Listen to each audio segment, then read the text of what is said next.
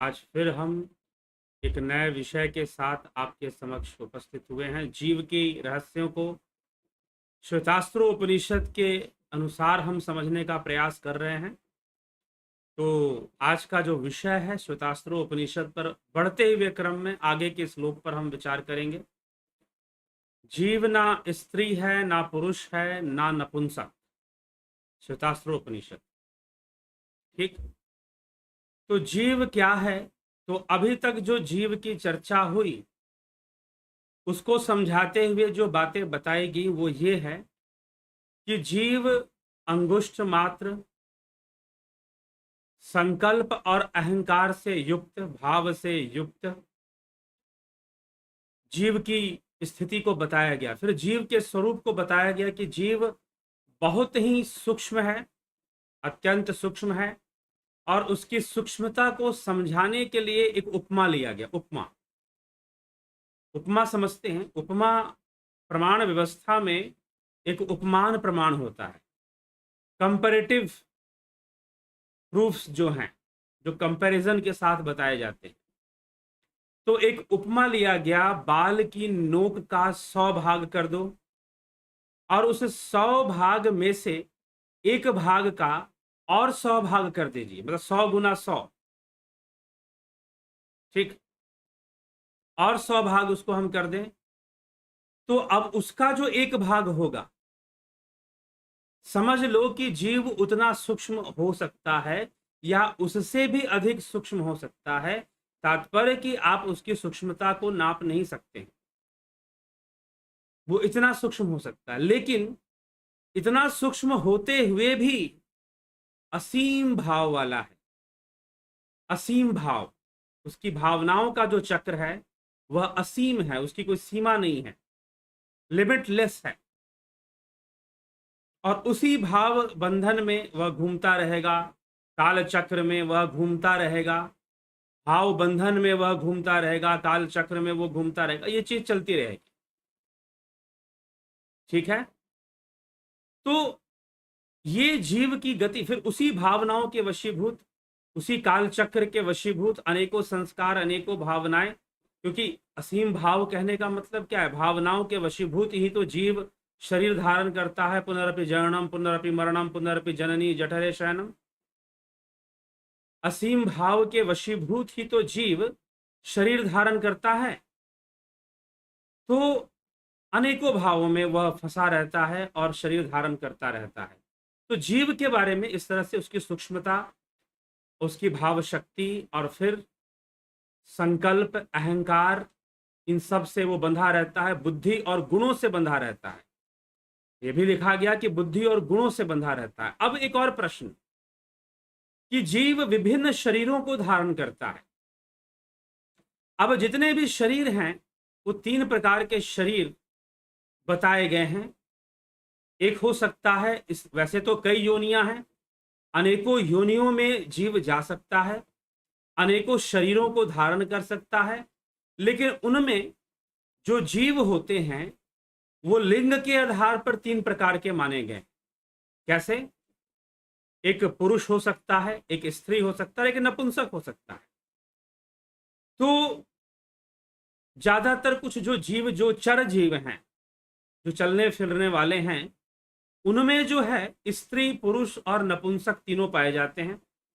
हाँ, ये हो सकता है कि नपुंसकों की संख्या कम हो, लेकिन जो ज्यादा चलने फिरने वाले नहीं हैं उनमें, और खासकर रेंगने वाले जीवों में, रेंगने वाले जीव हो गए या फिर जल में रहने वाले जो जीव है, उनमें उभयलिंगी अर्थात नपुंसक जीव बहुत अधिक पाए जाते हैं।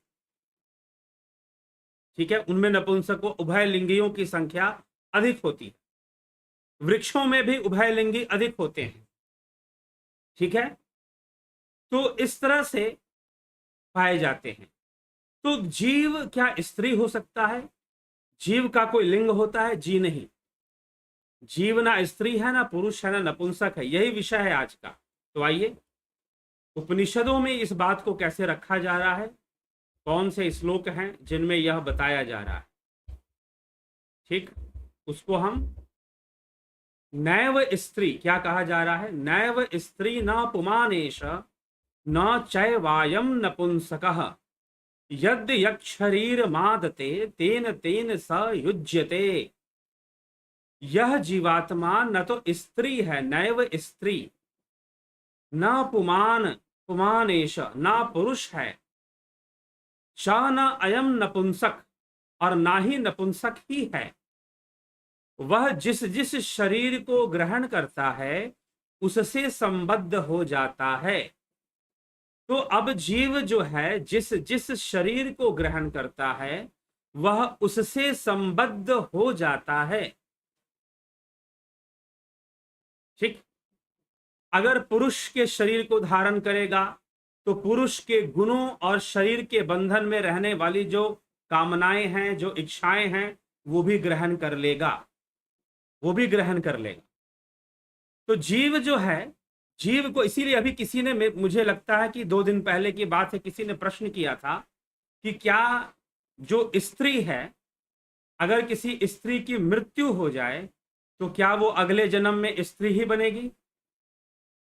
किसी पुरुष की मृत्यु हो जाए तो क्या वो अगले जन्म में पुरुष ही बनेगा? जी नहीं, ऐसा कोई भी निश्चित नियम नहीं है कि ऐसा ही होगा। हां, किस आधार पे होगा? क्या जीव की अपनी निजी इच्छा पे कुछ होगा?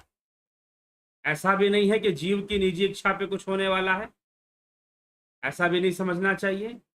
तो फिर कैसे होगा? प्रश्न ये उठता है। तो फिर किस प्रकार से होगा? तो कर्म संस्कारों से होगा, भावनाओं से होगा, कर्म संस्कारों से होगा। जीव कौन से शरीर को धारण करेगा मृत्यु के बाद?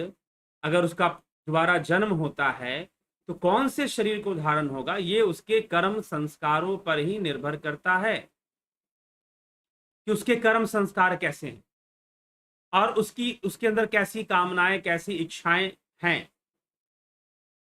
ठीक, तो ये समझने वाली यहां पर बात है। तो जीव का कोई लिंग नहीं होता, जीव ना स्त्रीलिंग है, जीव ना पुल्लिंग है, और जीव ना ही नपुंसक है। दोनों ही, तीनों ही श्रेणियों में जीव नहीं आता।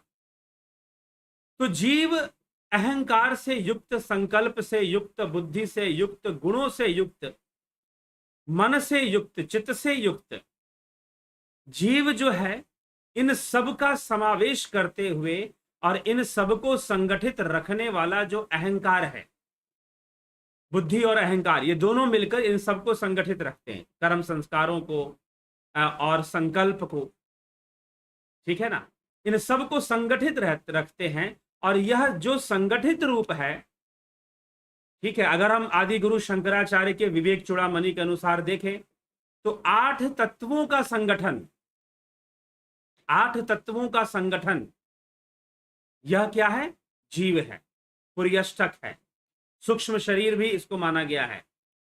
तो इन मुख्य रूप से अहंकार, बुद्धि और त्रिगुण, जो 3 गुण हैं, इनका समावेश होते ही बाकी चीजें तो अपने आप विकसित हो जाती हैं। मन विकसित हो जाएगा, चित्त बन ही जाएगा, लेकिन अहंकार, बुद्धि, संकल्प, 3 गुण, इन सब के मिल जाने से जीवत्व प्रकट हो जाता है, जीव प्रकट हो जाता है, जीव अस्तित्व में आ जाता है। अब अहंकार इसका राजा है, ठीक है ना, अहंकार इसका राजा है जो सब पर अपना नियंत्रण बनाए रखता है। ठीक है, सबको संगठित रखता है, सबको जोड़ के रखता है कि भाई सारे तत्व एक साथ रहो। और वही इस आसक्ति को, जीवत्व बोध को बनाकर रखता है कि मैं जीव हूं, मैं ब्रह्म हूं, ऐसा भान हो पाना। ये कहकर भी भान नहीं होता, अहम ब्रह्मास्मि कह देने से ब्रह्म का भाव नहीं हो जाएगा। क्योंकि ज्यादातर लोग मूर्खतावश, किसके वश? मूर्खतावश वो अहम ब्रह्मास्मि का अर्थ ये निकालते हैं कि भाई मैं ब्रह्म कैसे, कोई ब्रह्म कैसे हो सकता है? ब्रह्म तो सर्वशक्तिमान, सर्वव्यापी और सब कुछ वही है, तो मैं क्या सर्वशक्तिमान हूं?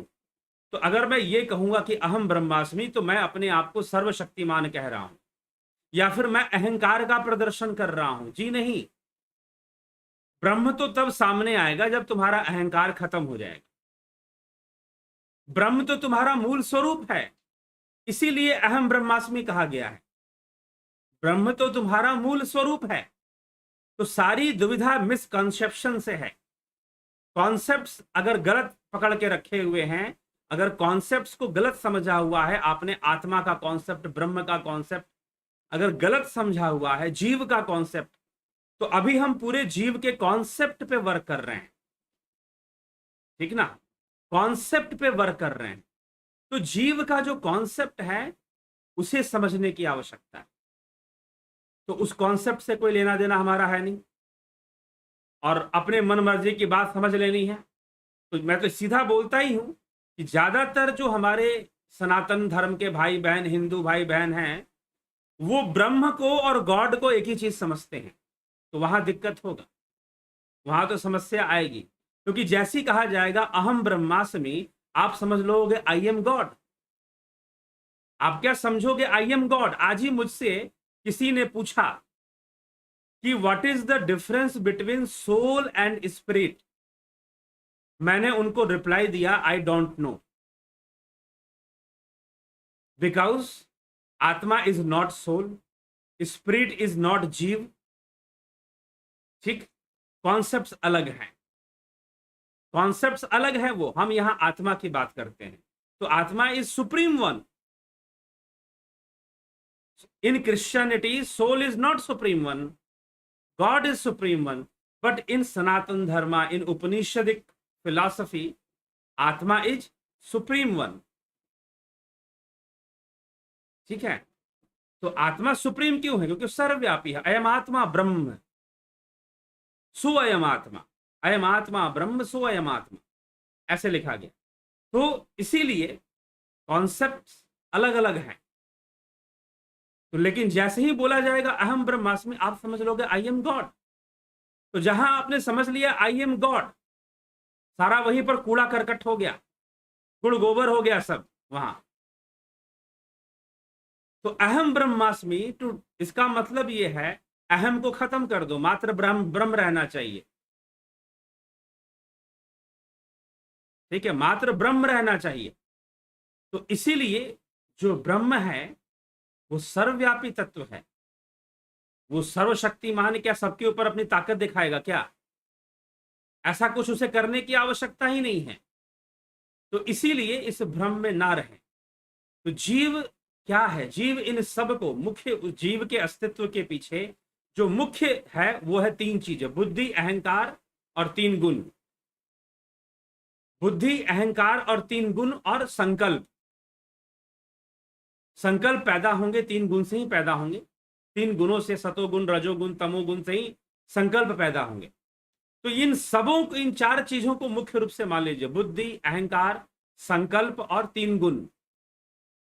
ये चार चीजें इकट्ठा हो जाती हैं। और अहंकार वो रस्सी है जो सबको बांध के रखता है। अब होता है ना कि बंडल होता है या कोई सामान होता है, आप रस्सी से बांध दे तो भाई गिरे ना, एक साथ रहे सब। ठीक है, तो अहंकार वो रस्सी है जो सबको बांध के रखता है। बस वो रस्सी खोल देनी है, खोल दोगे सब लय हो जाएगा, अपनी अपनी जगह पर अपने अपने तत्व में लय हो जाएंगे सब। तो ये हमें तथ्य को समझना होगा। तो जीवत्व, ये जो बांध दिया गया, ये जो बंधन बना बुद्धि, अहंकार, संकल्प और तीन गुणों का, यह जो बंधन बना वो जीव है। ठीक है, वो जीव है। वो संकल्पों को धारण करता है, फिर चित्त और मन भी विकसित हो जाते हैं, और वो संकल्पों को धारण करता है, कर्म करता है, कर्मों का फल भोगता है, कर्म संस्कारों को इकट्ठा करता है। कर्म का फल भोगने वाला जीव है, शरीर नहीं भोगता। अगर शरीर भोगता, एक बात बताइए, अगर शरीर कर्मों का फल भोगता तो मृत शरीर को अगर डंडे मारे जाए तो क्या वो चिल्लाएगा? क्या वो रोएगा? प्रश्न ये उठता है। तो शरीर कर्मों का फल नहीं भोगता। कौन फल भोगता है? जीव भोगता है। तो जीव ही देही है। जीव को देही भी कहा गया है, जीव को उपनिषद में और श्रीमद् भगवद गीता में। तो इसीलिए श्रीमद् भगवद गीता के अंदर भी जब मैंने बोला था तो देही का शब्द मैंने क्या बोला था? जीव ही बोला था। वो क्यों बोला था जीव? क्योंकि उपनिषदों में भी देही शब्द का प्रयोग हो रखा है और वहां जीव बोला गया है। और उपनिषद वेदांत है, पहले लिखे गए गीता से। गीता में जो श्लोक आते हैं बहुत सारे श्लोक उपनिषद के श्लोक हैं, ठीक है। तो इसीलिए देही, देही शब्द का प्रयोग यहां पर होता आया है, उपनिषदों के अंदर भी होता आया है, ठीक। आगे भी हमें जीव, दोनों शब्द का प्रयोग है, जीव का भी है, दे आगे के श्लोकों में, आगे जो हम श्लोक चर्चा करने वाले हैं उसमें देही शब्द का प्रयोग भी मिलेगा, ठीक। तो ये है, तो ये जीव के बारे में बताया गया। अब ये कर्म संस्कारों से, अहंकार हो गया, बुद्धि हो गया, तीन गुण हो गया, इन सब से मिलकर जो बना एक एक सेंट्रलाइज्ड, एक सत्ता की तरह एक चीज बन गई। अब वो क्या करेगी, जैसे उसके कर्म संस्कार हैं वैसे वैसे वो क्या करेगी, अलग अलग शरीरों को धारण करना शुरू कर देगी। तैत्तिरीय उपनिषद में जीव के बारे में बताया गया कि भूख और प्यास को मिटाने के लिए उसने ब्रह्मा से शरीर मांगा, तो ब्रह्मा ने उसे घोड़े का शरीर दिया, ब्रह्मा ने उसे गाय का शरीर दिया। दोनों से संतुष्टि नहीं हुई तो ब्रह्मा ने उसे मनुष्य का शरीर दिया। फिर उसने कहा कि हाँ ये ठीक है, ये ठीक है, और फिर वो मनुष्य योनि के लिए भी आगे बढ़ने लगा और मनुष्य योनि को प्राप्त होने लगा। इसलिए सभी जीवों को अंत में मनुष्य योनि ही प्राप्त होती है। तो अब एक और प्रश्न कि वो स्त्री बनेगा, पुरुष बनेगा? जी नहीं, जैसे उसके कर्म संस्कार हैं वो बन जाएगा। हाँ, ये संभावना हम ऐसा जरूर कह सकते हैं कि इस बात की संभावना अधिक होगी कि पुरुष एक जन्म में जो पुरुष रहा है, पुरुष के शरीर में रहा है, वो अगले जन्म में भी पुरुष का शरीर प्राप्त करे, क्योंकि उसे अपने शरीर से आसक्ति हो गई है, ठीक है, अत्यंत आसक्ति हो गई है उसे पुरुष के शरीर में। तो जब पुरुष के शरीर में उसे अत्यंत आसक्ति हो जाएगी तो फिर वो पुरुष का शरीर धारण कर सकता है। लेकिन अगर उसकी आसक्तियां बदलती हैं, कर्म संस्कारों में परिवर्तन आता है और स्त्री के रूप में अगर वो प्रकट होता है तो वो स्त्री का शरीर भी धारण कर लेगा, अगर उसकी आसक्तियां, कामनाएं बदल गई तो, ठीक है, बदल गई तो कर्म संस्कारों के आधार पर कोई भी जीव अगर पुरुष शरीर का त्याग करता है तो वो स्त्री शरीर में प्रवेश कर सकता है, नपुंसक के शरीर में भी प्रवेश कर सकता है। तो ऐसा कभी मत फिक्स मत कीजिए, जैसे कि कुछ संस्थाएं कहती हैं कि नहीं, एक अगर पुरुष की मृत्यु होती है तो अगले जन्म में वो पुरुष ही होगा, एक महिला की मृत्यु होती है तो वो अगले जन्म में स्त्री ही बनेगी। ऐसा कोई निश्चित नहीं है, ऐसा कोई निश्चित नहीं है। यह पहले आप इस चीज को समझ लें, ये कहा जा रहा है। और वो शरीर को ना ही स्त्री है, ना पुरुष है, ना नपुंसक है, और जिस जिस शरीर में, जैसे शरीर में जाएगा, क्योंकि शरीर के अपने संस्कार हैं, स्त्री शरीर के अपने संस्कार हैं और वो अपना ही संस्कार लेकर आया है, तभी तो स्त्री शरीर में गया है, या फिर पुरुष शरीर में गया है अपने संस्कारों से, तो उसके अपने संस्कार होते हैं और उससे वो संबद्ध हो जाता है, उसके साथ वो जुड़ जाता है, ज्वाइंट हो जाता है, और फिर उसकी कामनाएं, इच्छाएं भी उसी के अनुकूल धीरे धीरे बननी शुरू हो जाती। तो इसीलिए आप देखते होंगे कि कई तरह के डिसऑर्डर्स होते हैं, जेनेटिक डिसऑर्डर हम उनको कह सकते हैं, या सेक्सुअल डिसऑर्डर्स भी हम उनको कहते हैं। तो जेनेटिक डिसऑर्डर्स के बारे में अगर आपने जेनेटिक साइंस को थोड़ा बहुत बेसिक्स भी आपको क्लियर होगा तो आप जानते होंगे क्या, कि बहुत सारे लोग जो होते हैं, क्रोमोसोम्स का कॉम्बिनेशन बताया जाता है उसमें, कि बहुत सारे लोग होते हैं जिनके अंदर, जैसे कि मान लीजिए कि वो स्त्री हैं, अगर कोई महिला स्त्री है लेकिन उसके अंदर पुरुष के गुण आ जाएंगे, एक कंडीशन में वो नपुंसक भी हो सकते हैं, नपुंसकता भी उनके अंदर आ सकती है। लेकिन कुछ कंडीशंस ऐसे होते हैं कि नपुंसक नहीं है लेकिन शरीर के अंदर पुरुष के गुण दिखाई देंगे स्त्री शरीर में, और पुरुष शरीर में स्त्री के गुण दिखाई देना शुरू हो जाते हैं, ठीक है। कुछ पुरुष ऐसे होंगे जिनके अंदर आपको स्त्री के गुण नजर आने शुरू हो जाएंगे, कि जैसे कि भाई वो स्त्री जैसे गुणों को लिए हुए है पुरुष का शरीर होते हुए भी।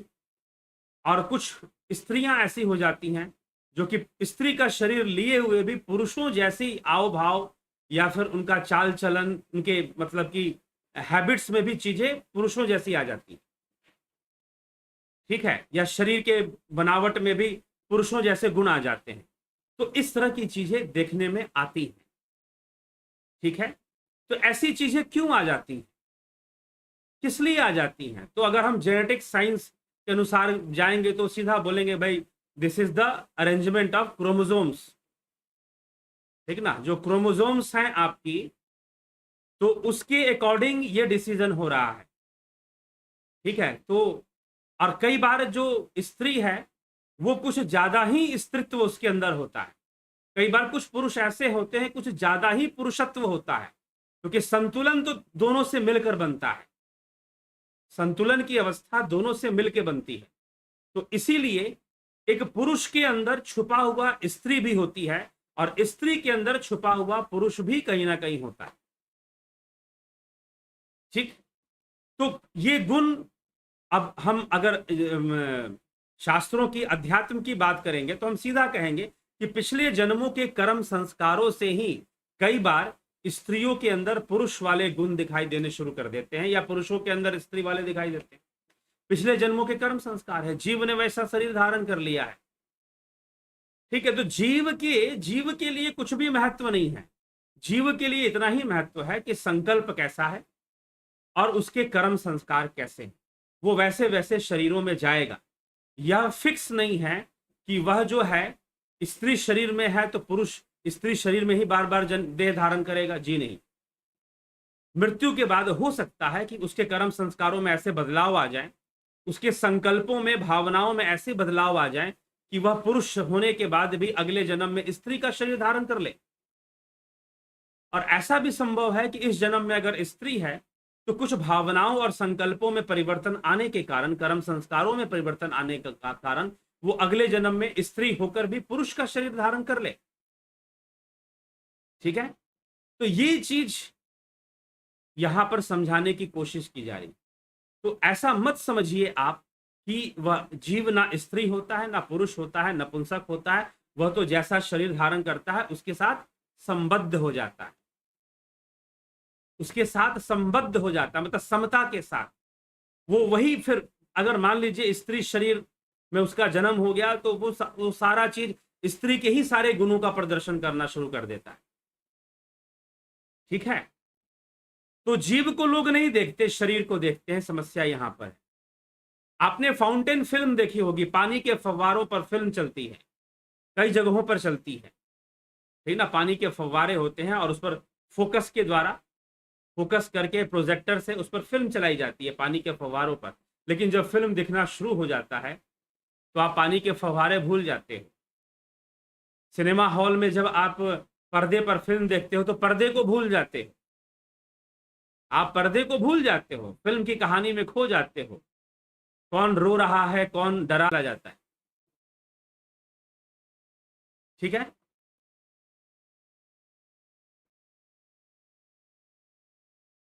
तो ये समस्या जीव के साथ है। तो इसीलिए वास्तव में जीव ना नर है, ना नारी है, ना नपुंसक है। जीव तो बस जीव ही है, अति सूक्ष्म है, असीम भावनाओं को धारण करने वाला, कर्म संस्कारों को धारण करने वाला, मन बुद्धि अहंकार संकल्प और 3 गुण, इन 4 चीजों से ये बना हुआ है, ठीक है। तो इस प्रकार से अब इसकी अवस्थाएं भी है, सूक्ष्म अवस्था हो सकती है, स्थूल अवस्था हो सकती है, कारण में भी जा सकता है। इन 3 अवस्थाओं में ये गमन कर सकता है, उसके आगे ये गमन नहीं कर सकता, क्योंकि उसके आगे फिर विशुद्ध अवस्था है, आत्मा की अवस्था है विशुद्ध, ठीक। तो उसके आगे पहुंचने के लिए फिर जो है साधना ध्यान की आवश्यकता है, और उसके आगे और जाने के लिए जीव को लय होना पड़ेगा। तो अब जो है आगे लय होना पड़ेगा, कहिए अपना अस्तित्व खोना पड़ेगा, अहंकार को नष्ट करना पड़ेगा, तब जाकर वो अपनी पूर्णता की यात्रा। तो जीव अपूर्ण रहता है, पूर्ण नहीं रहता। अब जीव की गति क्या है, जीव मृत्यु के बाद कौन कौन से शरीरों में किस लिए जाता है, क्यों गति करता है, कौन कौन से उसे और भी बंधन है क्या, कौन कौन से बंधन है, अगर शरीर धारण करता है तो किन उद्देश्यों की पूर्ति हेतु शरीर धारण करता है, किन उद्देश्यों की पूर्ति हेतु वह शरीर धारण करता है, यह भी आगे का चर्चा है। और फिर इन सभी बंधनों से जीव को मुक्ति कैसे मिलती है, यहां तक 5वां अध्याय में समझाया हुआ है, श्वेतास्त्र उपनिषद के 5वें अध्याय में यहां तक समझाया हुआ है, ठीक है जिज्ञासुओं। तो ये आज का विषय था हमारा, स्त्री पुरुष, जीव ना स्त्री है ना पुरुष है ना नपुंसक है, ठीक। तो आइए चलिए आगे आपके कमेंट्स देख लेते हैं, कौन क्या कहता है। कल आगे के विषय पर हम चर्चा करेंगे। जगत नारायण जी बहुत अभिनंदन, SKM गुरु जी, राम सजीवान सिंह जी, सोमनाथ शिंदे जी, व्यासराज जी, SK मिन्हास जी, गुरु जी सादर प्रणाम। कृपया आपसे प्रार्थना, मृत्यु के बाद जीव की यात्रा पर भी कभी विस्तृत चर्चा अवश्य करें। गरुड़ पुराण में जो लिखा है वह कहाँ तक सही? देखिए, जो गरुड़ पुराण में जो लिखा है वो कथा के हिसाब से नरकों का वर्णन है, स्वर्ग का वर्णन है, जीव की अनेक गतियों का वर्णन, तो कर्म फल के आधार पर निर्भर है वो। ये जो विषय है गरुड़ पुराण का, कर्म फल के आधार पर निर्भर है। लेकिन यहां जो हम बात करते हैं, यहां हम करते हैं तत्व चर्चा।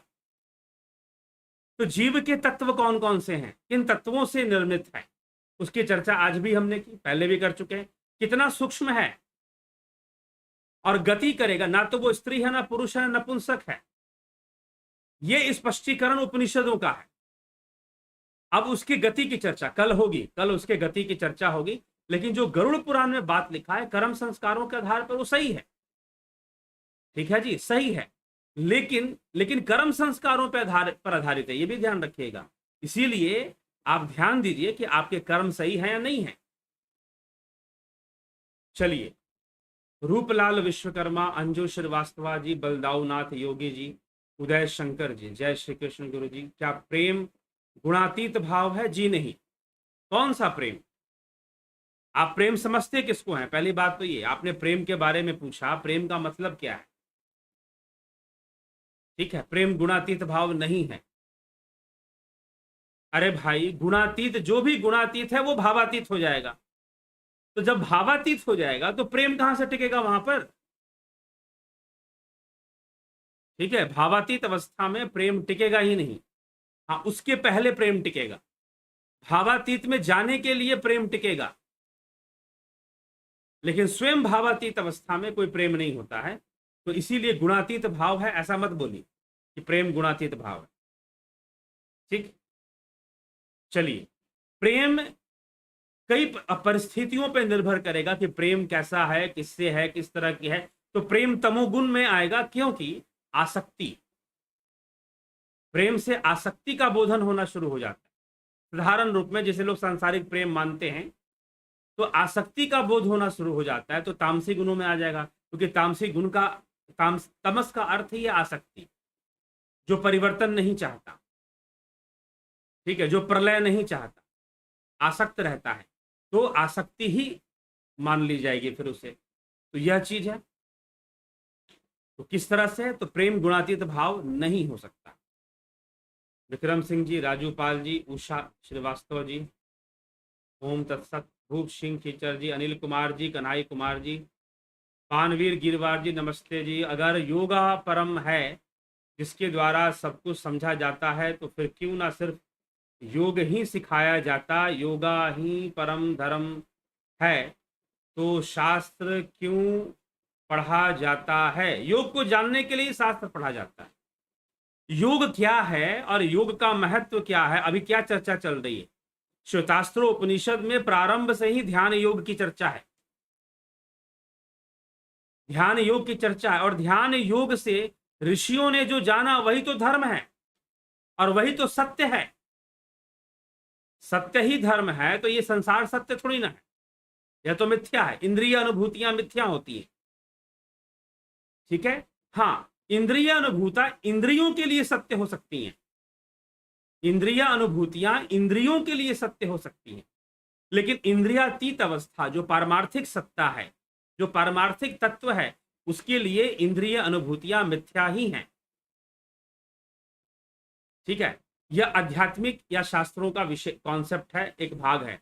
वैज्ञानिक दृष्टिकोण से अगर देखा जाए, तो उनके दृष्टिकोण से भी इंद्रिय अनुभूतियों को मिथ्या ही माना गया, क्योंकि जितनी भी चीजों का अनुभव होता है वह इंद्रियों पर निर्भर होती हैं,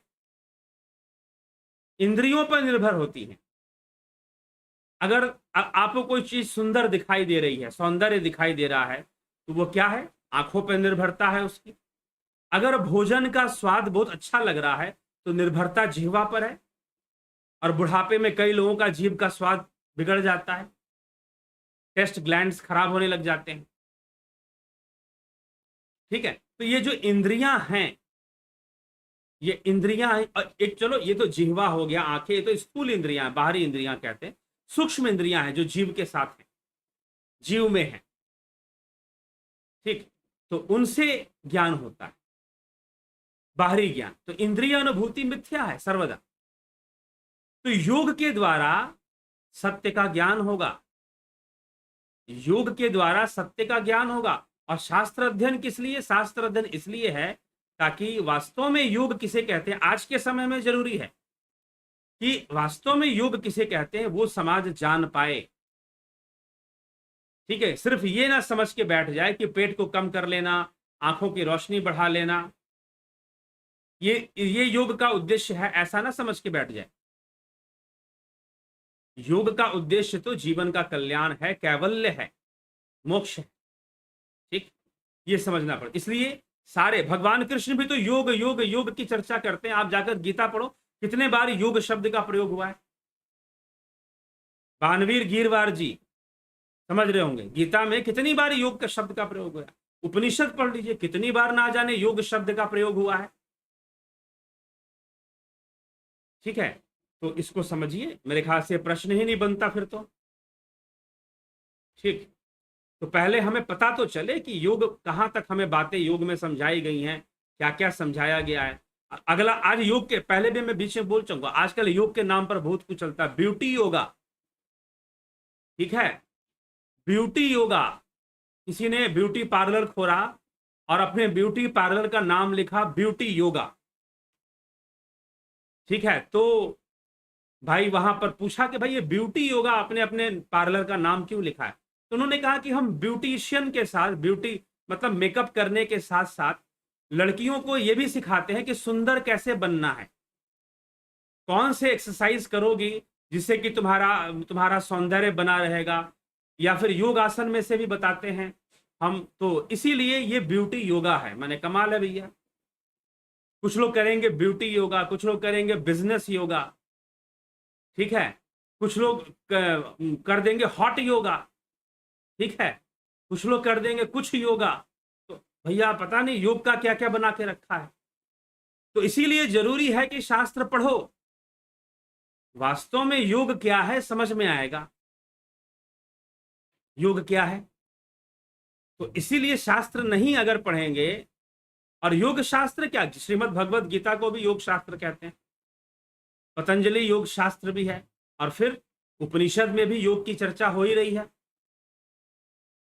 तो इसीलिए ट्रेंडिंग जिसे कहते हैं ना, टर्म्स जो हुआ करते हैं, ब्रांडिंग टर्म्स, लोग देखते हैं कि भाई योगा का बहुत ज्यादा वो है, तो ब्रांडिंग टर्म को यूज करते हैं, अपने प्रोडक्ट के आगे योगा शब्द जोड़ देंगे, वेदा शब्द जोड़ देंगे। ठीक है, ताकि जो है भारतीय लोग, और भारत बहुत बड़ा मार्केट है, इंडिया अपने आप में यहाँ बाजार है बहुत बड़ा, सभी दुनिया भर की कंपनियां यहाँ पहुंचती हैं अपने सामान को बेचने के लिए। तो ब्रांडिंग कर देती हैं, योगा जोड़ दो, वेदा जोड़ दो, ताकि भारतीय लोगों को विश्वास हो कि हाँ हम सही चीज दे रहे हैं ब्रांडिंग करके। अब ब्रांडिंग से तो नहीं फाइनल होता कि सही चीज है, वो तो वही बात हो गई कि वेश देख मत भूलिए, पूछ लीजिए ज्ञान, मोल करो तलवार की, पड़ी रहने दो म्यान। ये जो फॉर्मूला है हर जगह लागू होता है, ये मत सोचिएगा कि ये फॉर्मूला सिर्फ साधु समाज पे लागू होता है, हर जगह लागू होता है, ये ब्रांडों पर भी लागू होता है। और वो जो चंबल के जो डाकू हुआ करते थे, वो क्या करते थे कि अगर यूपी में डाका डाला तो राजस्थान में घुस जाते थे यूपी पुलिस की वर्दी पहनकर। ठीक है, अगर एमपी में डाका डाला तो यूपी में घुस गए एमपी पुलिस की वर्दी पहनकर। अब यूपी पुलिस समझेगी भाई ये तो एमपी पुलिस आ रखी है, डाकुओं को ढूंढते ढूंढते आ गए होंगे। तो वेश तो वो भी बदलते थे। तो वेश देखकर अगर हर बात को जानने की कोशिश करेंगे तो भ्रम में तो पड़ ही सकते हैं, ठगे जा सकते हैं। तो ये प्रोडक्टों का भी अपना अपना वेश बना लेते हैं ये लोग ब्रांडिंग के माध्यम से। तो इसीलिए शास्त्र अध्ययन तो बहुत अनिवार्य हो गया है वर्तमान समय में, बहुत अधिक अनिवार्य हो गया है कि सही अर्थों को जाना जाए, एपिस्टेमोलॉजी भी समझी जाए, सही सार को समझा जाए, कॉन्सेप्ट्स क्लियर होने चाहिए, भक्ति क्या है, पूजा क्या है, योग क्या है। ठीक है, और आत्मा क्या है, जीव क्या है, ब्रह्म क्या है, सूक्ष्म शरीर क्या है, कारण शरीर क्या है, स्थूल शरीर क्या है, इनके जो बेसिक कॉन्सेप्ट्स हैं वो क्लियर होने चाहिए भाई। इसकी कितनी बड़ी आवश्यकता है इसका अंदाजा लगा पाइए आप। अजीत कुमार किशु जी, जय सचिदानंद। शब्द ब्रह्म क्या है, अक्षर ब्रह्म, शब्द ब्रह्म, भगवान कृष्ण ने चर्चा की है श्रीमद् भगवद गीता में। अमृतपाल सिंह जी, विश्व यात्री, कुलदीप सिंह जी, रमेश पेशवानी, योगेंद्र पंडित, भरत छबलानी जी। प्रभु जी किन शब्दों से आपका धन्यवाद करूं, मेरे मन के बहुत सारे प्रश्नों का समाधान आपने काफी हद तक कर दिया, क्योंकि मैं किसी साधना वगैरह में विश्वास नहीं रखता, सिर्फ सुनने और समझने में विश्वास रखता हूं। साधना करेंगे तो और अच्छे से कई बातें समझ में आएंगी। ठीक है, बस इतना है। चलिए, लक्ष्मण सिंह डोडिया जी, राम निवास जी, हेमेंद्र कुमार जी, नमस्कार सर जी। सर जी, आपसे निवेदन है कि आप गरुड़ पुराण का भी संपूर्ण ज्ञान कराने की कृपा करें। देखिए, पुराणों का जो विषय होता है बहुत लंबा होता है, ठीक है, और दार्शनिक या कॉन्सेप्चुअल चीजें उसमें उसमें भी होती हैं, लेकिन कम पाई जाती हैं। अब जैसे कि अगर आप शिव महापुराण पढ़ेंगे तो शिव महापुराण के प्रारंभ में ही 24 तत्वों का, सांख्य शास्त्र के जो 24 तत्व हैं उनका वर्णन किया गया, पहले संहिता में ही किया गया है। लेकिन वहां पर जो वर्णन किया गया है शायद आप उसको समझ ना पाओ, लेकिन वही आप जब योग सूत्र या सांख्य सूत्र को पढ़ेंगे तो ज्यादा अच्छे से समझ में आएगी बातें। ठीक है, तो पुराणों को समझने के लिए शास्त्रों का ज्ञान होना जरूरी है। नहीं तो पुराण समझ नहीं आएंगे, आप कथाओं में उलझ जाएंगे कि भाई ऐसी कथा लिखी गई, वैसी कथा लिखी गई, क्यों लिखी गई। ठीक है, तो पुराणों को समझने के लिए शास्त्रों का ज्ञान अगर होगा तो पुराण ज्यादा बेहतर तरीके से समझ में आते हैं, नहीं तो दिक्कत होती है। तो ये है, तो कभी करेंगे गरुड़ पुराण का कुछ भाग हम कर लेंगे, सारी चीजें कर पाए उसके लिए काफी लंबा समय लग सकता है, तो कुछ भागे कर लेंगे। और मेन है कि जब कॉन्सेप्ट्स क्लियर हो जाएगा ना, तो जो गरुड़ पुराण का जो विषय है कि भाई मृत्यु के बाद जीव की क्या गति होती है, कौन कौन से नरकों में जाता है, स्वर्गों की प्राप्ति कैसे होती है, वो सब बातें समझना मुश्किल काम नहीं है। बेसिक कॉन्सेप्ट जो है वो कर्म का सिद्धांत है और जीव की गति है, जो कि आगे अभी श्वेतास्त्रोपनिषद में मिलने वाला है कि जीव की कौन कौन सी गति है। ठीक है, जुड़े रहें, कल ही ये विषय चर्चा में आ जाएगा, और फिर जीव की मुक्ति कैसे होती है वो भी चर्चा में आ जाएगा। ठीक, चलते हैं। ब्रह्मपाल कुमार जी, गुरु जी ओम नमः शिवाय। शिवाय शत शत नमः गुरु जी। ऑफलाइन पटना कोर्स के लिए एक रिक्वेस्ट है कि योगीज का ऑल अरेंजमेंट आपके डायरेक्शन में हो तो अच्छा सभी को होगा। देखिए, योगी का ऑल, हम आपको अरेंजमेंट्स जो है बता सकते हैं, क्योंकि अगर संख्या ज़्यादा है तो वो रुकने की व्यवस्था नहीं की जा सकती है। हाँ, बताया जा सकता है आपको कि भाई आपकी अरेंजमेंट इस तरह से, डायरेक्शन दिया जा सकता है। ठीक है, व्यवस्था नहीं दी जा सकती है। आपने कहा कि आपके डायरेक्शन में हो, जी बिल्कुल डायरेक्शन दे देंगे, लेकिन जो है व्यवस्थाएं सारी दे पाना संभव नहीं होगा। ठीक है, तो डायरेक्शन जरूर दिया जा सकता है, तो वो डायरेक्शन आपको दे दिया जाएगा कि आपको कैसे यहाँ पर करना है। तो अभी तो हम डेट बताएंगे, अभी नहीं, अभी हम डेट बताएंगे इसी में कि भाई किस डेट से हम शुरू कर सकते हैं और किस डेट को आप यहाँ पहुँच सकते हैं, आ सकते हैं। ठीक है, कोर्स को कंप्लीट करने के लिए। ठीक, तो ये चीज, तो डेट जब फाइनल होगी और आपको बता दिया जाएगा तो फिर उससे फिर जानकारी आपको लेना होगा कि हमें कैसी व्यवस्था चाहिए, किस तरह की व्यवस्था हमको चाहिए। ठीक है, तो वैसी व्यवस्थाएं आपको, अब इसमें क्या है कि जिस स्थान पर सेंटर्स हैं, सेंटर होगा वो स्थान अपने आप में शहरी इलाका है, तो वहां पर आपको कोई ना कोई व्यवस्था मिल ही जाएगी वैसे तो, लेकिन फिर भी आपको डायरेक्शंस जरूर दे दिए जाएंगे। चलिए, रोमेश चोपड़ा जी, सिंगराई मुर्मू जी, दर्शन पटेल जी, हेमेंद्र कुमार जी। सर जी, क्या जीव ही नए जीव को जन्म देता है? कृपया सत्य बताने का कष्ट करें। जीव ही नए जीव को जन्म देता है ऐसा नहीं। ठीक है, हाँ, जीवत्व जो है एक नए जीवत्व में कन्वर्ट जरूर हो सकता है, एक ही जीव नया जीव बन जाए, क्योंकि कर्म संस्कार बदल जाएंगे तो नया जीव नहीं हो जाएगा, वो फिर परिवर्तन हो जाए। लेकिन घूमेगा भटकेगा तो वह अपने ही कर्म संस्कारों में। तो ये कहना कि जीव जो है एक नए जीव को जन्म दे देता है, नहीं। हाँ, शरीर में एक नया जीव प्रवेश कर जाता है, ये हम कह सकते हैं। अपने कर्म संस्कारों के आधार पर एक नया जीव शरीर में प्रवेश कर जाता है। और रही बात कि जीव एक नए जीव को जन्म दे दे, जी नहीं, ऐसा नहीं होता। हाँ, सिर्फ ऐसा किया जा सकता है योगियों के द्वारा। जो सिद्ध योगी हैं वो ऐसा करने का सामर्थ्य रखते हैं, वो जीवत्व को पैदा करने का सामर्थ्य रखते हैं। पतंजलि योग सूत्र विभूति पाद में इसके बारे में लिखा हुआ है कि अगर योगी चाहे तो नए जीव को पैदा कर दे, और उसके लिए उसे कोई शरीर में पैदा नहीं, वो तो क्योंकि जीव की सत्ता तो सूक्ष्म है, शारीरिक नहीं है, वो तो शरीर को धारण कर रहा है ना। जीव शारीरिक नहीं है, जीव शरीर नहीं है, जीव ने शरीर को धारण किया, और जिस शरीर को धारण कर लेगा उसके साथ संबद्ध हो जाएगा। ये बात यहां समझाई गई। संबद्ध होने का मतलब क्या है, क्या समझते हैं? सिंक्रोनाइजेशन, सिंक्रोनाइज हो जाएगा उसके साथ, जैसे कि ईमेल आईडी आपकी मोबाइल से सिंक्रोनाइज हो जाती है, ठीक है। तो इसको, ये जो संबद्ध होने का जो तरीका है, महर्षि पतंजलि ने इसको लिखा है योग सूत्र में, कि जीव जो है कैसे संबद्ध हो जाता है। चित्त को वहां पर लिया है कि चित्त जो है शरीर के साथ संबद्ध होता है, तो सिंक्रोनाइजेशन होता है। तो वो जो है जीव शरीर के साथ पूरा संबद्ध हो जाएगा, और उसकी सारी एक्टिविटीज शरीर के सारे अंगों पर अपना कंट्रोल ले आएगा, और सारी इच्छाएं भी उसको शरीर के अनुसार विकसित होनी शुरू हो जाएंगी। ये सारा क्रम जो है चल पड़ेगा, ठीक। तो ये यहां पर समझना है, ठीक जी।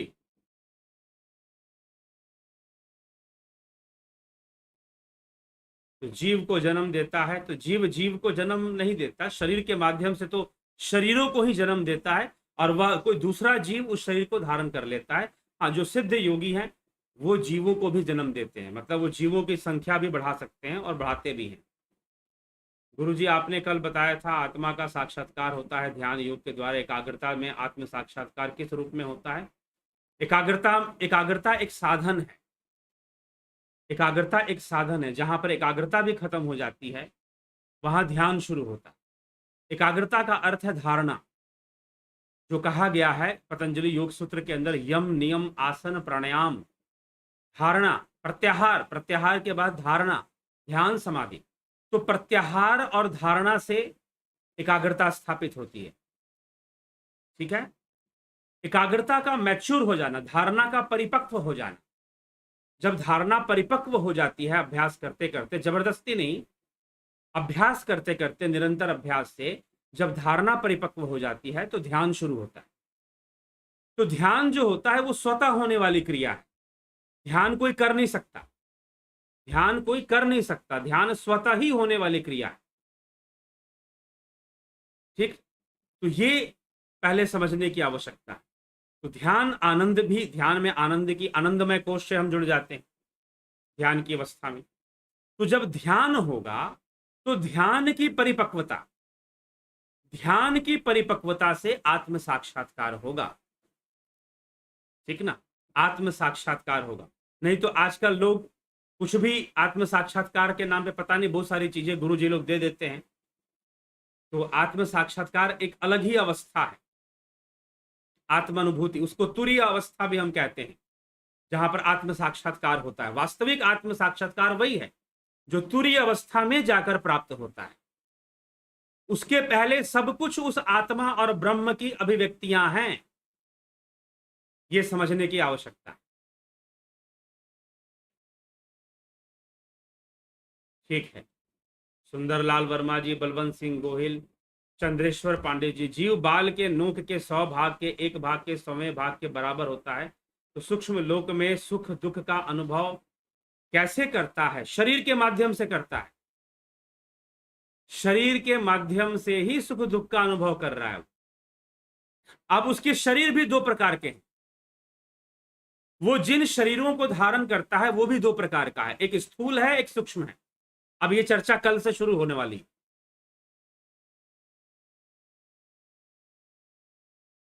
ठीक है, अब ये जो चर्चा है कल से शुरू होने वाली है, तो इसकी प्रतीक्षा कीजिए।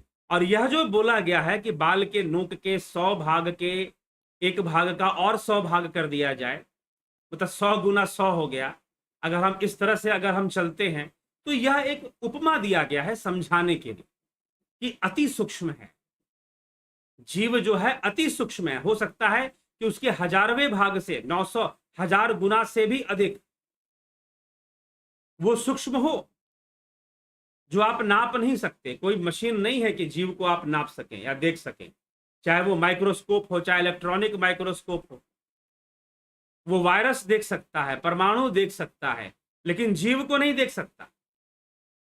तो कहने का मतलब जीव सूक्ष्म से भी सूक्ष्म, या सिर्फ मनुष्य ही अपनी सूक्ष्म गति को कर कर एकाग्रता से, ध्यान से, अभ्यास से सूक्ष्मावस्था हिरण्य गर्भ लोक में प्रवेश कर कर जीव की सही सही स्थिति को जान सकता है, समझ सकता है।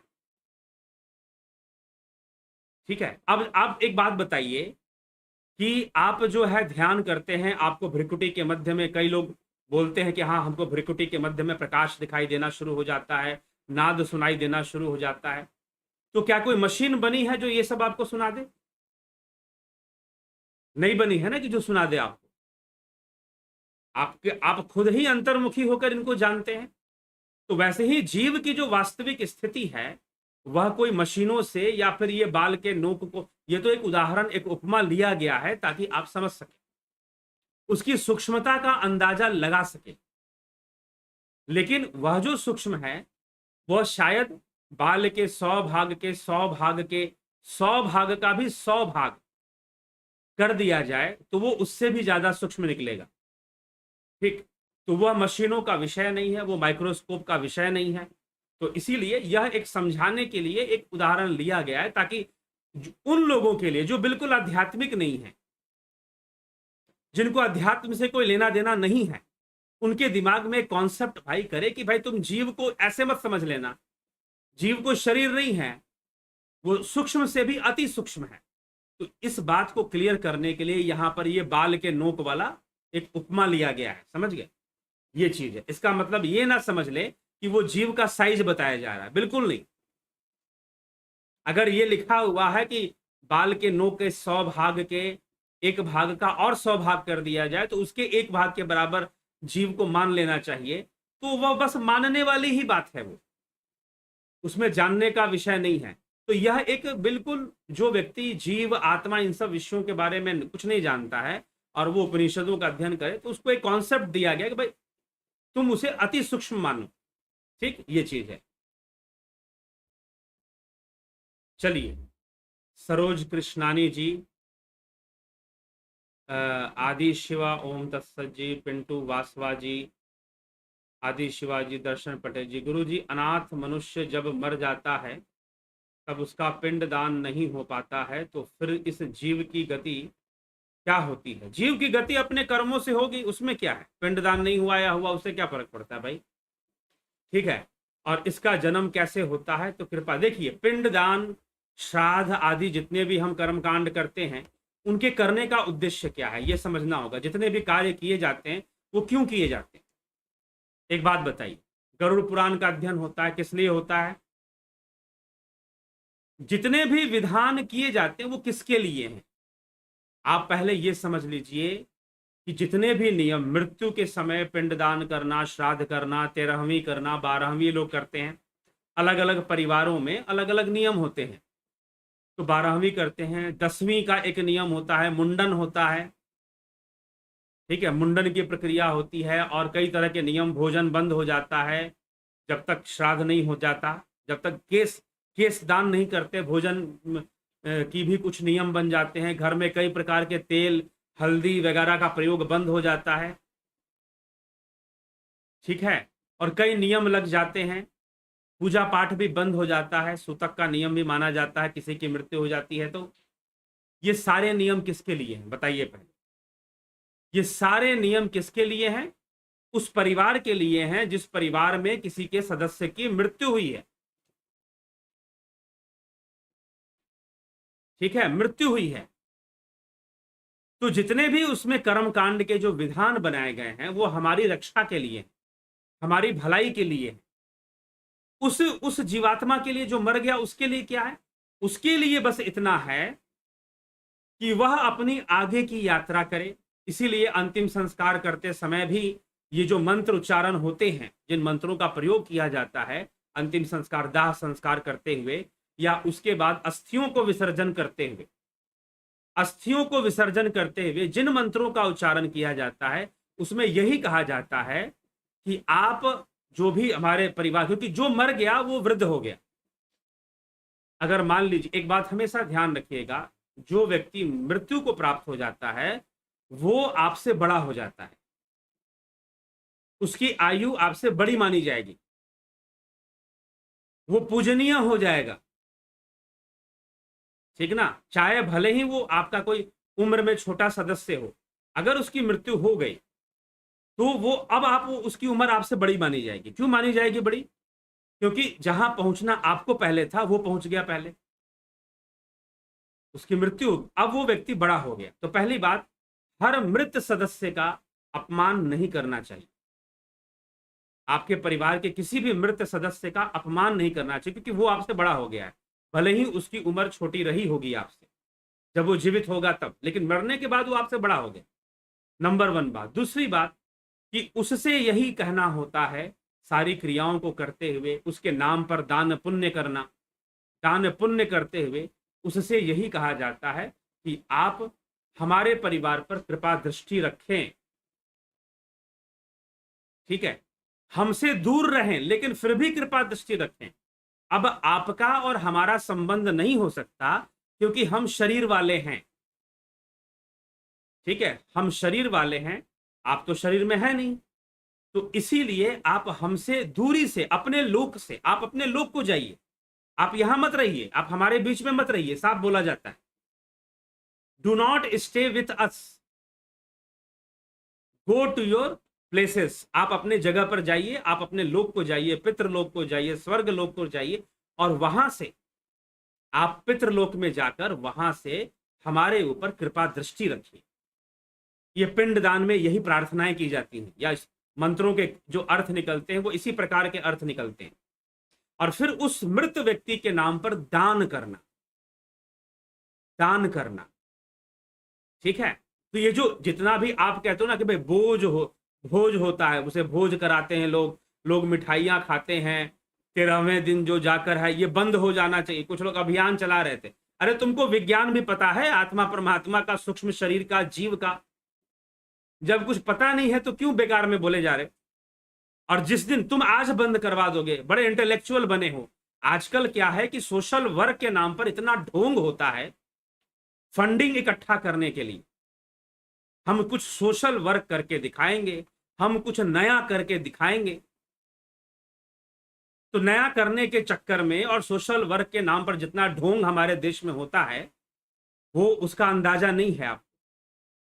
और इसलिए कई नाम पर, चाहे वो नारी सशक्तिकरण का नाम हो, चाहे वो गरीबों की सेवा हो, चाहे वो मजदूरों की सेवा हो, चाहे वो बेरोजगारी का मामला हो। ठीक है, तो जितने भी ये मामले हैं इसके नाम पर ढोंग बहुत बड़े लेवल पर होता है, जो एनजीओ के चक्कर में चलती है। तो ये भोजन नहीं होना चाहिए। किसी घर में मृत्यु हुई है और उसको भोजन कराना पड़ता, भोजन कराना कोई जबरदस्ती थोड़ी ना है कि तुम भोजन कराओगे। भोजन कराना एक दान है। ठीक है, आप मत खिलाइए अपने परिवार के लोगों को। आप अपने, अगर मान लीजिए किसी युवा व्यक्ति की मृत्यु हो गई है, बहुत कम उम्र में हो गई है, और आपके परिवार बहुत दुखी हैं, आप मत खिलाइए। सिर्फ उसके नाम पर गरीबों को, दरिद्रों को, और एक जो ब्रह्म भोज है, अब ब्रह्म भोज कहोगे, भाई ब्रह्म भोज हुआ करता था ब्राह्मणों को खिलाने का। तो अब वो जो ब्राह्मण हुआ करते थे जिस समय ये नियम बनाए गए, वो ब्राह्मण भी बड़ी पवित्रता से रहने वाले होते थे, बड़े नियम में रहने वाले होते थे। ठीक है, तो यह भी होता था। तो अगर आपको लगता है कि नहीं, तो भाई ठीक है, जो भी आपको सत्पुरुष लगता है, जो, हाँ, जिसके वाकई में ये नहीं कि आप मोहावश कि हम तो फलाने नेताजी को ही खिला देंगे। जो रियलिटी में जो आध्यात्मिक पुरुष है, आप किसी आध्यात्मिक पुरुष को बुलाइए, उसको भोजन कराइए, ठीक है। तो ये सारी चीजें एक दान क्यों देते हैं, भोजन क्यों कराते हैं, ताकि उस मृत व्यक्ति का जो भाग है सबसे जुड़ जाए, ठीक है, उसका भाग सबसे जुड़ जाए। और दूसरी बात, जो दान आप कर रहे हो उसके नाम पर, वो पुण्य आपको प्राप्त हो, क्योंकि आपके पुण्यों से, अब लोग ये भी पूछते हैं पूर्वजों से क्या संबंध है, कर्म का संबंध है। कल ही किसी ने पूछा था कि अगर हम साधना करेंगे तो क्या हमारे पूर्वजों का कल्याण होगा? निश्चय होगा। आपकी तरह तो नहीं होगा, लेकिन वो भी कल्याण के मार्ग पर जुड़ जाएंगे, उनका कल्याण होना शुरू हो जाएगा, उसकी शुरुआत हो जाएगी, ये कहेंगे हम, ठीक है। आप खुद ध्यान योग कर रहे हैं तो आपका तो कल्याण सबसे पहले होगा, बाद में उनका भी, वो भी उसी लाइन में जुड़ते जाए, उसका फल उनको भी मिलेगा। तो हमारा कर्म का संबंध होता है हमारे पूर्वजों से। तो दान पुण्य करने से वो पुण्य का जो अंश है वो ग्रहण करते हैं। क्या ग्रहण करते हैं? पुण्य का अंश ग्रहण करते हैं, भाव ग्रहण करते हैं, दान का भाव ग्रहण करते हैं। इसीलिए खासकर पितृ के लिए, पितरों के लिए पशु पक्षियों को भोजन कराना, जानवरों को भोजन कराना, दरिद्रों को भोजन कराना का बड़ा महत्व है, बड़ा महत्व है। इसलिए पितृ पक्ष में पशु पक्षियों को खाना खिलाया जाता है ज्यादातर। तो ये सारी चीजें कर्म सिद्धांत के आधार पर बनाई गई हैं, और मीमांसा का दिया हुआ, मीमांसा शास्त्र का दिया हुआ सारी चीजें हैं। कर्मकांड सिद्धांत जो है, एक बात हमेशा ध्यान रखिएगा, जब भी मीमांसा के कर्मकांड को आप क्वेश्चन मार्क लगाते हैं तो पहले फिलॉसफी पढ़ लीजिए। मीमांसा की विचारधारा कैसी है, किस विचारधारा के आधार पर उन्होंने कर्मकांड सिद्धांत दिया है, उसको जान लीजिए। अगर उसको जान लेंगे तो प्रश्न चिन्ह नहीं बनेगा। फिर ऐसा नहीं है, जो लोग सवाल करते हैं कि भाई कौवे को खिला देंगे तो कौवा का पेट पोस्ट ऑफिस है क्या कि वो पितरों के पेट में जाएगा? कुछ नहीं जाने वाला, पुण्य जाएगा, पुण्य, ठीक ना। क्योंकि जो पक्षी होते हैं उनमें वायु तत्व की अधिकता मानी गई है, तत्वों का विज्ञान है सारा। पक्षियों में क्या अधिक है? एयर, वायु को इकट्ठा। मनुष्य का जो शरीर है इसमें पानी बहुत ज्यादा है मनुष्य के शरीर में, लेकिन वायु भी है, उतना नहीं है। लेकिन जो बर्ड्स हुआ करती हैं, जो पक्षियां होती हैं, उनके शरीर में वायु तत्व को सबसे ज्यादा माना गया। तो वायु जो है, वायु और अग्नि, ये दोनों तत्व संदेश वाहक माने गए हैं। देवताओं के लिए अग्नि और पितरों के लिए वायु। सुनिए, ये तत्व का विज्ञान है। देवताओं के लिए अग्नि, इसलिए देवताओं का दान कहां जाता है? अग्नि में जाता है, आहुति में जाता है, ठीक है। हवन क्रिया के द्वारा हम देवताओं का दान कर देते हैं, और पितरों का दान पक्षियों को खिलाकर करते हैं। चील को खिलाया जाता है, कौवा को खिलाया जाता है। जो पक्षी बहुत ज्यादा उड़ने वाला होता है उसको खिलाना और अच्छा माना जाता है, ठीक है। तो क्या जाएगा? भावनाएं जाएंगी, पुण्य जाएगा, ना कि पक्षी थोड़ी ना, पक्षी तो खा गया, अन्न तो उसी को शरीर को लगने वाला है, पुण्य जाएगा। इसीलिए दान, दान जो है सनातन धर्म में, हिंदू धर्म में और मीमांसा के अंदर, मीमांसा शास्त्र के अनुसार आदमी को डेली कुछ ना कुछ दान कर देना चाहिए। डेली, कोई दिन आपका ऐसा ना हो जिस दिन आपने कुछ दान ना किया, ये लिखा गया है, समझ गए? नहीं तो नरक में तो जाओगे जाओगे, ठीक है। तो दान को बहुत ज्यादा महत्व माना गया है, ठीक है। आप मंदिर में नहीं करेंगे तो आप कहीं भी कीजिए, पशु पक्षियों को ही खिला दिया कीजिए, ठीक। तो इसीलिए दान का बहुत ज्यादा महत्व है इस धर्म में, सनातन धर्म में। हम किसी आध्यात्मिक अभियान है उसमें हम दान दे सकते हैं, कुछ अच्छा काम हो रहा है तो उसमें भी कर सकते हैं, नहीं तो कम से कम पशु पक्षी, जो दरिद्र है, गरीब आदमी, बहुत ज्यादा ही गरीब है, उसकी हमने सहायता कर दी। तो जितना हम कर सकते हैं वो हमें करना चाहिए, जो हमसे संभव, ठीक है। तो ये चीज है। तो अगर आप मान लीजिए साधना करते, अब राजा सगर ने कठोर तपस्या की थी अपने पूर्वजों की मुक्ति के लिए, कठोर तपस्या की थी। तपस्या का क्या संबंध मुक्ति से? पूर्वजों की मुक्ति से समझ सकते हैं। या तो आप ध्यान योग करिए, योगी बन जाइए। जो योगी बन गया, ध्यान योगी बन गया, अब वो दान ना भी करे तो चल सकता है, क्योंकि वो अपना ध्यान योग करते करते अपनी साधना से ही पूरे वातावरण को शुद्ध करता है, अपने पुण्य को बढ़ा रहा है। ठीक है, तो इसीलिए शास्त्रों ने यह माना है कि योगियों के ऊपर सारे नियम लागू नहीं होते, लेकिन पहले योगी तो बने। पहले स्वाभाविक रूप से योगी कब बनोगे? अब ये प्रश्न उठता है कि आप योगी कब बनोगे? जिस दिन ध्यान करना और ध्यान में बैठना आपका स्वभाव बन जाए, ठीक ना, आपका स्वभाव बन जाए, आप योगी बन चुके हैं। जिस तरह से आप भोजन के बिना नहीं रह सकते, जिस तरह से आप सोए बिना, नींद पूरी किए बिना नहीं रह सकते, वैसे ही आप ध्यान किए बिना ना रह पाओ, तो आप योगी बन चुके हैं ऑलमोस्ट। ठीक है, ये बात। चलिए आगे बढ़े प्रश्नों की ओर। तो ज्यादा हर प्रश्न पर, हर कमेंट पर चर्चा करना संभव नहीं हो पाता। कृपा करके बताएं। दान का चर्चा हो गया। चलिए, गुरु जी, क्या रामकृष्ण परमहंस के शरीर में स्त्री के गुण केवल भक्ति भाव के कारण ही आगे आए थे? जी हाँ, संकल्प से आए थे, संकल्प से। क्योंकि उन्होंने अपने पूर्ण संकल्प के साथ अपने आप को राधा मान लिया था, तो शरीर के अंदर सारे स्त्री मान लिया अपने आप। ठीक है, उनकी भाव शक्ति बड़ी प्रबल थी, एकाग्रता शक्ति बहुत प्रबल थी। ठीक है, तो बहुत प्रबल एकाग्रता शक्ति और भाव शक्ति होने के कारण वो ऐसा परिवर्तन ला सकते थे, इसलिए, और दिखाने के लिए। दूसरा, उन्होंने लोगों को समझाने के लिए भी ऐसा किया था। जो उनके शरीर में स्त्री के परिवर्तन आ गए, लोगों के समझाने के लिए भी ऐसा किया था कि अगर तुम्हारी भक्ति सच्ची है तो तुम्हें साड़ी पहनने की जरूरत नहीं पड़ेगी राधा बनने के लिए। ठीक ना, तुम पुरुष मर्द होकर, एक समुदाय जो कि मर्द होने के बाद भी साड़ी पहनकर और मांग में सिंदूर भरकर जो है वो राधा बन जाया करते थे, और कृष्ण के मूर्ति के सामने मंदिर में नाचते थे कि मैं राधा हूं कृष्ण भक्ति में। तो रामकृष्ण परमहंस ने उनको समझाने के लिए भी किया कि अगर तुम्हारी भक्ति में शक्ति है तो साड़ी पहनने की क्या जरूरत है, तुम्हारा शरीर ही बदल जाएगा, तुम्हारा शरीर ही नारी का हो जाएगा।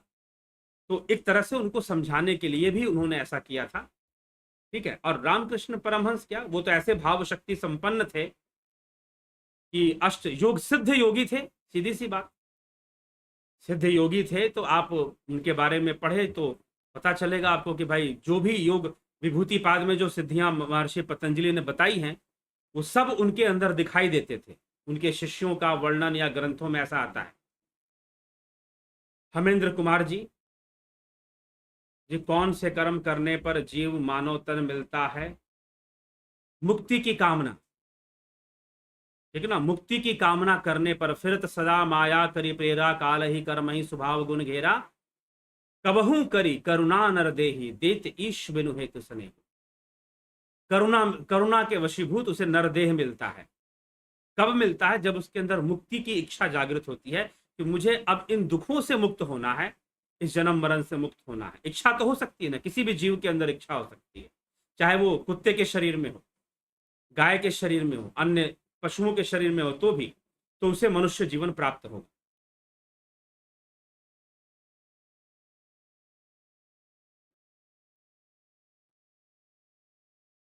ठीक,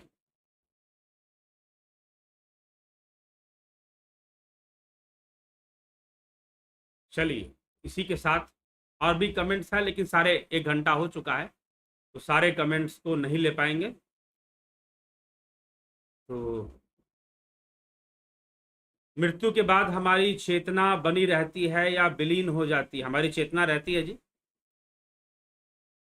ठीक है, चेतना रहती है, लेकिन वो अनकॉन्शियसली ही वर्क कर जाती है, अपने आप काम कर जाती है, क्योंकि हम योगी नहीं है। अगर योगी है तो हमारी चेतना बनी रहेगी। एक देखिए, एक है जीव चेतना और एक है शाश्वत चेतना, सर्वव्यापी चेतना, जो कि इंद्रियों के साथ काम कर रही है। ठीक है, तो जो सर्वव्यापी चेतना है वो तो सर्वदा हर जगह है, वो कहाँ नहीं, वो तो पत्थर में भी है, नदी में भी है, पहाड़ में भी है, हर जगह है, तो वो मृत शरीर में भी है फिर। ठीक है, जो शाश्वत जो शुद्ध चेतना है उसकी बात मैं कर रहा हूं। और एक है जीव चेतना, जो कि अहंकार, बुद्धि, गुण और संकल्प से युक्त है। जीव चेतना, तो जीव चेतना बनी रहती है। हमने शरीर छोड़ दिया है, क्योंकि आपका प्रश्न, अब ये प्रश्न किस दृष्टिकोण से किया गया है? अपने आप को शरीर मानकर किया गया है या जीव मानकर किया गया है? अपने आप को अगर जीव मानकर किया गया है तो जीव चेतना रहती है, बिल्कुल रहती है। लेकिन आप शरीर त्याग चुके होते हैं, आप शरीर त्याग चुके होते हैं, इसीलिए मृत शरीर को मारोगे तो उसे चोट नहीं लगने वाली, क्योंकि उसमें आप तो है नहीं, आपने तो देह त्याग दिया। ठीक है, तो ये चीज है, तो जीव चेतना रहेगी नहीं, फिर क्यों नहीं रहेगी? ठीक, हाँ। लेकिन कुछ समय के लिए, तत्कालीन मृत्यु के समय, वह अनकॉन्शियसली काम करती है, मतलब कि ऑटोमेटिक वे में काम करना शुरू कर देती है अपने आप। वह शरीर का त्याग कर देती है, निकल जाती है, क्योंकि शरीर अब उपयोग, मृत्यु हो गई, शरीर काम का नहीं रह गया, वो छोड़ देती है उसे और आगे की यात्रा शुरू कर देती। ठीक है, चलिए।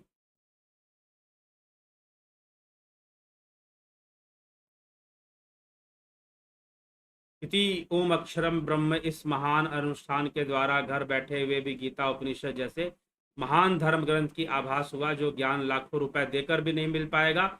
बहुत बहुत आभार गुरुजी, बहुत बहुत अभिनंदन आप सभी का, जुड़ने के लिए, लाभ उठाने के लिए। तो अब जो है चर्चा को यहाँ पर मित्रों विराम देंगे। ठीक है, और बहुत सारे कमेंट्स अभी हैं, लेकिन समय भी 1 घंटे से ऊपर जा चुका है, तो समय की मर्यादा का भी ध्यान रखते हुए आपके प्रश्नों को यहाँ पर हम रोकते हैं और कमेंट्स को।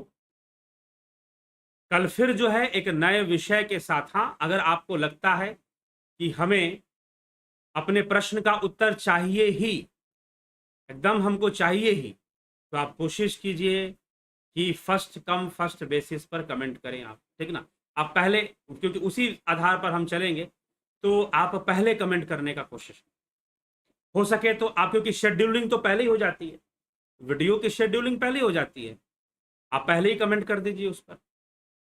ठीक है, या 9 बजे सीधा पहुंच जाइए और कमेंट कर दीजिए कि हमें तो ये प्रश्न का उत्तर चाहिए। अगर आप इतने प्रश्नों के उत्तर के लिए जिज्ञासु हैं तो ये करना पड़ेगा, आपको पहले आना पड़ेगा, 9 बजे पहुंचकर आपको सही समय पर कर देना पड़ेगा, तो आपके कमेंट्स कवर हो जाएंगे, नहीं तो नहीं हो पाएंगे। ठीक है, जिज्ञासु इसलिए समय की कमी रहती है। और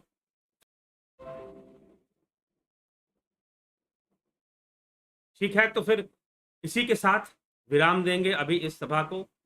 जो लोग ध्यान योग का कोर्स ज्वाइन करना चाहते हैं वो ज्वाइन कर सकते हैं। 29 तारीख से जो ध्यान योग होने वाला है उसके लिए रजिस्ट्रेशन चालू है, आप शुरू हो चुका है, आप पेमेंट कर कर कोर्स ज्वाइन कर सकते हैं।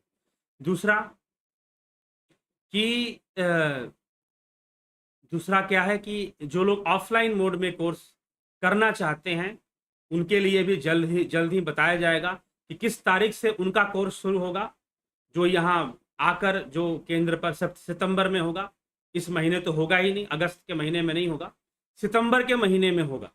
तो सितंबर के महीने में कब से शुरू होगा तो उसके लिए भी आपको बताया जाएगा, और बताकर फिर जो है आपको फिर उसका डेट बताया जाएगा। तो फिर आपको सारा डिटेल, उसमें भी आपको डिटेल्स जमा करने हैं और पहले जमा करने हैं, आने के पहले ही आपको जमा करने हैं। ठीक है, जैसे कि इसमें भी लोग कोर्स शुरू होने के पहले अपना डिटेल जमा कर देते हैं, ऑनलाइन मोड में भी अपने डिटेल्स दे देते हैं, बस कुछ डिटेल्स आपकी अधिक होंगी। जो लोग ऑफलाइन करेंगे उनकी डिटेल्स कुछ अधिक ली जाएंगी, तो ये चीज है, तो वो आपको आकर फिर उसको ज्वाइन करना होगा। ठीक है जी, इसका लाभ उठाएं जरूर, ऑफलाइन मोड का भी जो लोग कर सकते हैं अवश्य अवश्य इसका लाभ उठाएं। ठीक है, जो लोग ऑनलाइन में कर सकते हैं वो ऑनलाइन कर ही रहे हैं। हाँ, लेकिन क्या है कि जो ऑनलाइन कोर्स है वो भी इस तरह से डिजाइन किया गया है कि कोई विषय छूटे ना और लोगों को लगे ही ना कि वो कोई कमी रह रही है, इतना कोशिश उसमें किया गया है। ठीक है, तो निश्चय ही दोनों ही प्रक्रियाएं अब शुरू हो रही हैं। अभी फ़िलहाल हम जहाँ व्यवस्था आपको दे सकते हैं, पटना शहर में आपको व्यवस्था दे सकते हैं, तो इसीलिए वहीं पर आपको व्यवस्था अभी फ़िलहाल दी जा रही है। भविष्य में दूसरे शहरों में भी व्यवस्था देने की व्यवस्था की जाएगी, ठीक है? तो अभी नहीं हो पाया है, तो टाइम लगेगा चीज़ों को बनने होने में। तो आप लोग के सहयोग से ही होगा, अपने आप नहीं हो जाएगा। तो इसीलिए आप उसके लिए सहयोग की भावना भी रखें कि हाँ, दूसरे शहरों में भी अगर किया जा सकता है, तो आप ज़रूर उसके लिए प्रयास, अगर कोई प्रयासरत हो सकता है, तो ज़रूर बात करें, बताएँ, उस पे विचार किया जाएगा फिर। तो ये चीज़ है। लेकिन फ़िलहाल यहाँ पर आप कर सकते हैं, तो ज़रूर उसका लाभ उठाइए। और ऑनलाइन कोर्स 29 तारीख से शुरू हो जाएगा। बहुत-बहुत आभार आप सभी का।